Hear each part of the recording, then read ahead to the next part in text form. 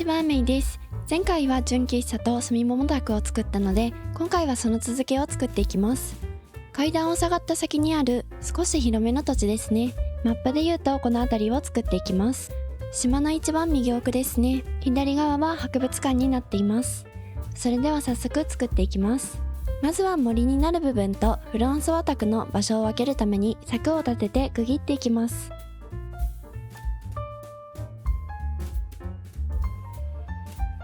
階段からまっすぐ行った場所は柵を2マス開けます。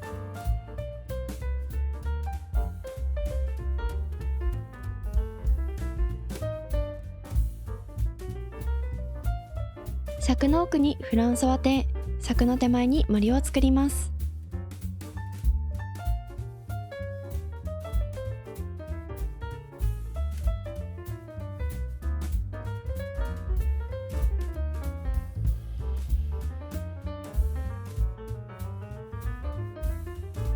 森を表現するために木を多めに植えていきます。家の周りや博物館側は広葉樹を植えますが、柵の手前側は針葉樹を多めに植えて森を表現していきます。私がよく気にしている木の植え方はジグザグに植えることですね。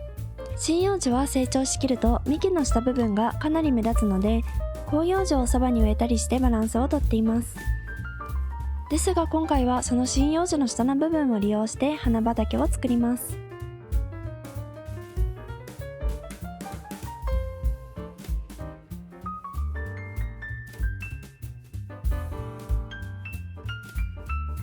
木を成長させてきました。少しだけ木の位置を変えます。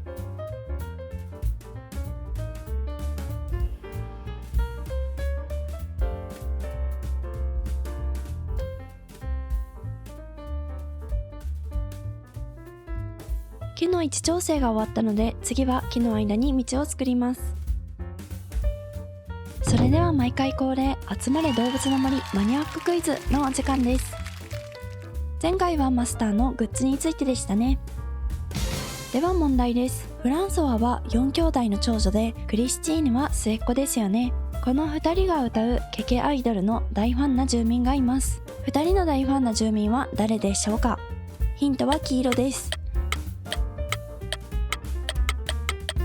正解はグラハムです。部屋にはケケアイドルがかかっていて、フランソワとクリスチーヌのポスターまで貼ってあります。グラハムは見えない位置に2人のポスターは飾ってあるので、グラハムがいる方はぜひ探してみてくださいね。曲がりくねった道が敷けたので、次は飾り付けをしていきます。海側に誤って落ちないように柵をつけます。毎回思うのですが、危険な場所に家を建てがちです。オランジェ島の役場付近以外はなかなか危ないので、土地の値段は安いです。特に安いのがフランソワ宅、純宅、のりたも宅ですね。海や崖、川、池に近いのが理由です。風車を置いて風エネルギーをフランソワ邸へ届けます。海風の強い地域だからこそできる方法ですね。これは花畑を管理する用の小さな小屋です。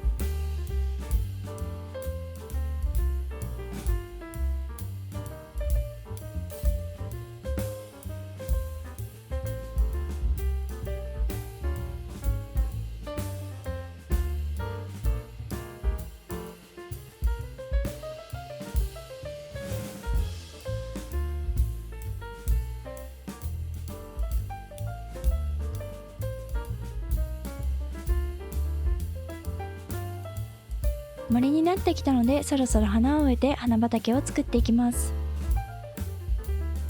花の色はフランソワに合わせて青と白です。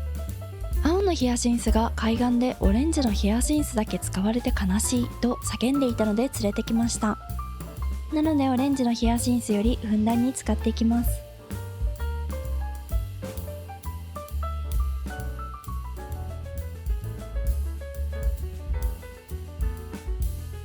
青色のヒヤシンスを選んだ理由はもう一つあって、黄色やオレンジが秋の島には多いので青色が目立つからです。専門用語で言うと補色や反対色などと呼ばれる色の組み合わせです。綺麗に見えたりアクセントになったりするので青色を採用です。今回は特に花畑をちょっと目立つようにしたいという思惑もあります。こでがっつりオレンジの花を入れてしまうと濃い空間になりすぎるので、オレンジのヒヤシンスの出番はなしです。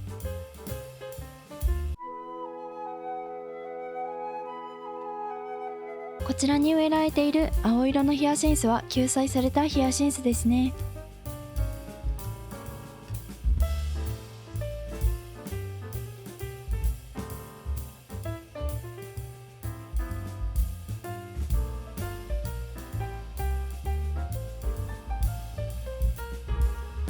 花を植えられない場所は花の舞デザインで花畑っぽくしていきます。こんな感じで森の中にたくさんの花を植えました。これで全て完成です。ここを管理するフランソワ邸はこんな感じになっています。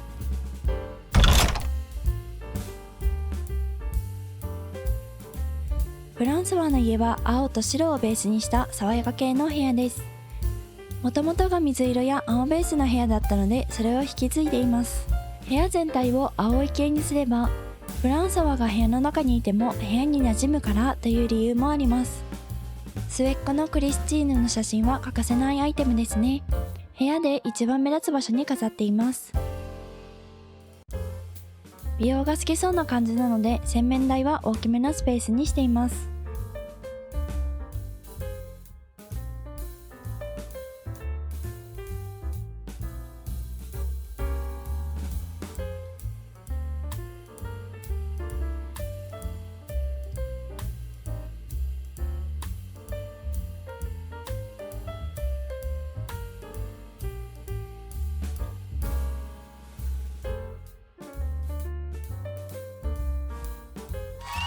お付き合いいただきありがとうございました。